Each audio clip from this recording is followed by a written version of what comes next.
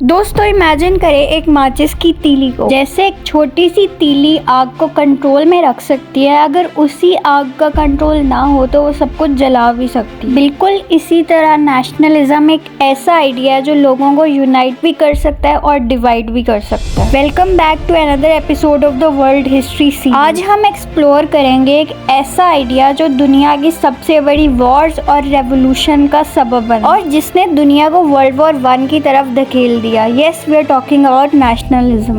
अच्छा, तो सबसे पहले ये समझते हैं कि नेशनलिज्म होता क्या है। सिंपल वर्ड्स में नेशनलिज्म वो जज्बा है जो इंसान को अपनी कौम, अपने कल्चर और अपनी जमीन से बहुत स्ट्रॉन्ग कनेक्शन देता है। ये एक we are better than them type की फीलिंग है जो लोगों में यूनिटी भी लाती है और प्राइड भी। अगर इसको एक एग्जाम्पल से समझें तो ये क्रिकेट फैंस के जुनून की तरह का है जो अपनी टीम को सपोर्ट करने के लिए सब कुछ करते हैं। नेशनलिज्म बिल्कुल इसी तरह है, लेकिन इसकी टीम में एक पूरा मुल्क होता है। अब देखते हैं कि नेशनलिज्म शुरू कैसे हुआ, मतलब ये आइडिया आया कैसे। तो दोस्तों नेशनलिज्म शुरू होता है फ्रेंच रेवोल्यूशन से। 1789 में फ्रांस के लोग मोनार्की के खिलाफ खड़े हुए और इस रेवोल्यूशन ने दुनिया को दिखा दिया कि अगर हम एक नेशन के तौर पर यूनाइट हो जाएं तो हम भी कुछ अचीव कर सकते हैं। ये वो वक्त था जब लोग अपनी आइडेंटिटी, फ्रीडम और इक्वालिटी के लिए लड़े। फ्रांस के लोगों ने मोनार्की के अगेंस्ट प्रोटेस्ट किया। उन्होंने अपने किंग को कहा कि अगर हम सब मिल जाएं तो तुम्हारी मोनोपोली नहीं चले। और इस सोच ने फ्रांस के लोगों को एक नया कॉन्सेप्ट दिया था। वो कॉन्सेप्ट था नेशनलिज्म का। अब वो खुद को एक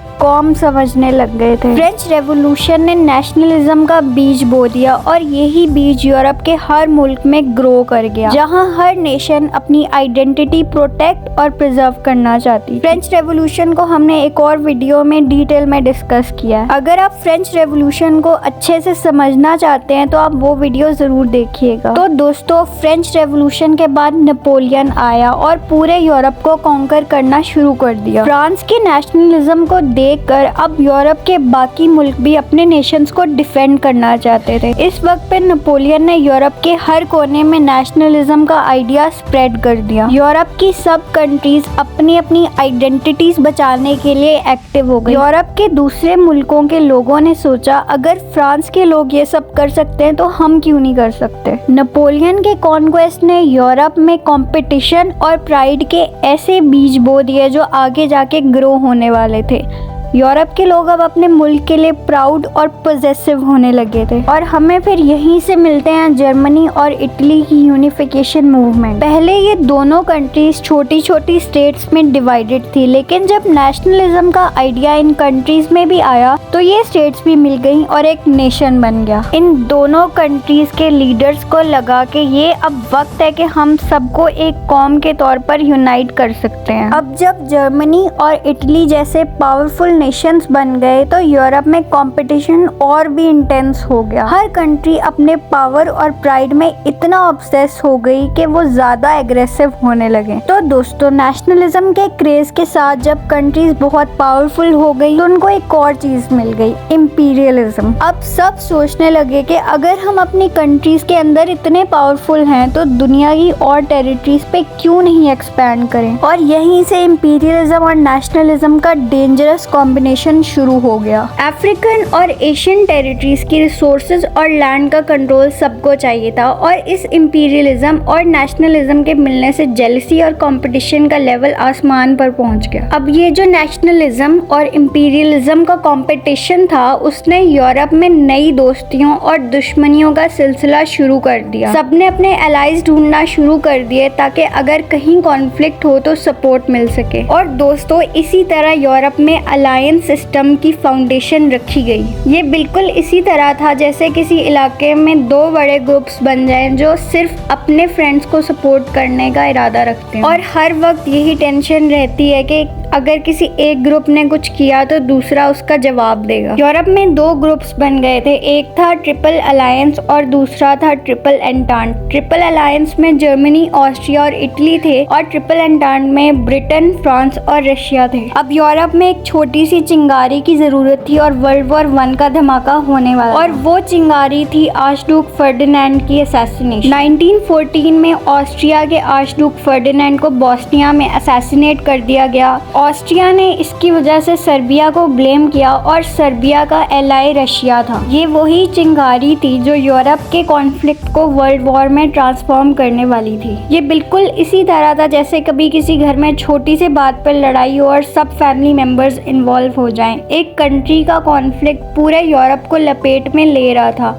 और हर कंट्री के अलायंस उसकी सपोर्ट में आ रहे थे। इस असैसिनेशन ने अलायंसेस के सिस्टम को एक्टिवेट कर दिया और देखते ही देखते पूरी दुनिया में वर्ल्ड वॉर 1 की आग फैल गई। तो दोस्तों, अगर हम नेशनलिज्म के पूरे एवोल्यूशन का एनालिसिस करें तो एक चीज क्लियर होती है, नेशनलिज्म का जज्बा जब तक बैलेंस में रहे तब तक वो सोसाइटी में पॉजिटिव चेंज ला सकता है। यूनिटी और आइडेंटिटी की सेंस को मजबूत करता है और नेशंस को अपने रिसोर्सेज और कल्चर पर फख्र करना सिखाता है। लेकिन जब ये बैलेंस लूज हो जाए और नेशनलिज्म एक ऑब्सेशन बन जाए जैसे 19th और 20th सेंचुरीज में यूरोप में हुआ, तो ये नफरत, कॉन्फ्लिक्ट और वॉर का सबब बन सकता है। मेरी ओपिनियन में नेशनलिज्म आज भी रेलेवेंट है और आज भी हम देखते हैं कि कैसे नेशंस अपनी प्राइड और रिसोर्सेज को प्रोटेक्ट करने के लिए टफ डिसीजंस लेते हैं। लेकिन आज के ग्लोबलाइज्ड वर्ल्ड में एक्सट्रीम नेशनलिज्म किसी भी कौम के लिए डेंजरस हो सकता है, क्योंकि हर मुल्क अब दूसरे मुल्कों से किसी ना किसी तरह कनेक्टेड है। ये जरूरी है कि हम अपनी कौम पर फख्र करें, लेकिन दूसरी नेशंस की रिस्पेक्ट करना भी बहुत जरूरी है। एक बैलेंस्ड नेशनलिज्म वही है जो अपने राइट्स के लिए खड़ा तो हो